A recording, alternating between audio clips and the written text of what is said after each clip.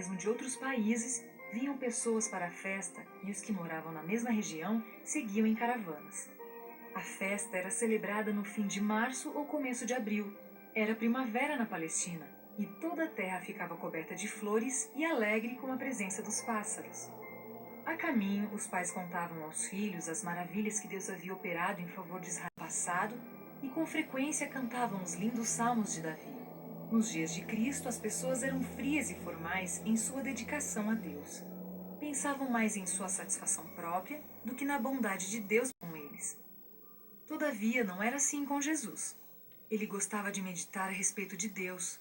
Quando chegou ao templo, observou a atividade dos sacerdotes. Inclinou-se com os adoradores para orar e sua voz uniu-se a deles em cânticos de louvor. A cada tarde e manhã, um cordeiro era oferecido sobre o altar. O ato representava o sacrifício do Salvador. Enquanto os olhos do menino Jesus observavam a vítima inocente, o Espírito Santo fazia-o compreender o significado daquela morte. Sabia que ele próprio, como Cordeiro de Deus, devia morrer pelos pecados dos homens. Com tais pensamentos em mente, Jesus preferia ficar a sós. Desse modo, não permaneceu com seus pais no templo, e quando regressaram, não estava com eles. Menino brilhante.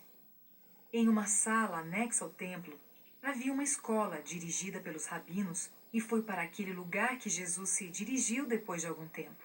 Assentou-se com outras crianças de sua idade aos pés dos grandes mestres e ouviu suas palavras.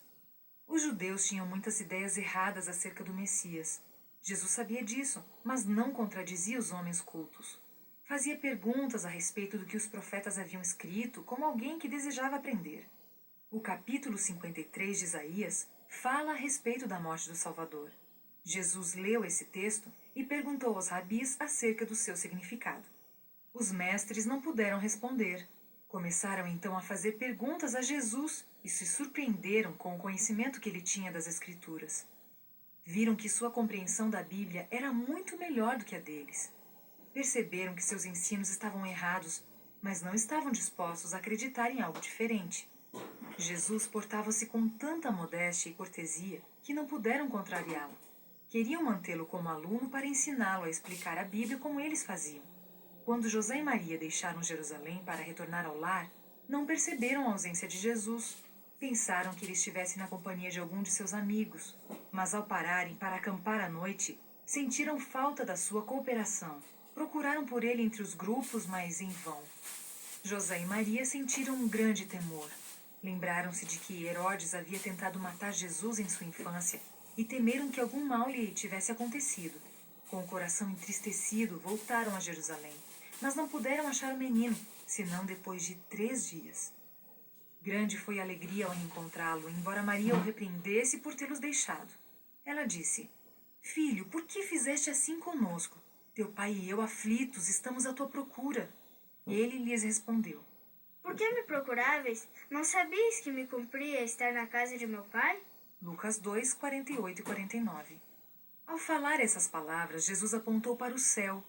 Em seu rosto havia uma luz que os deixou admirados.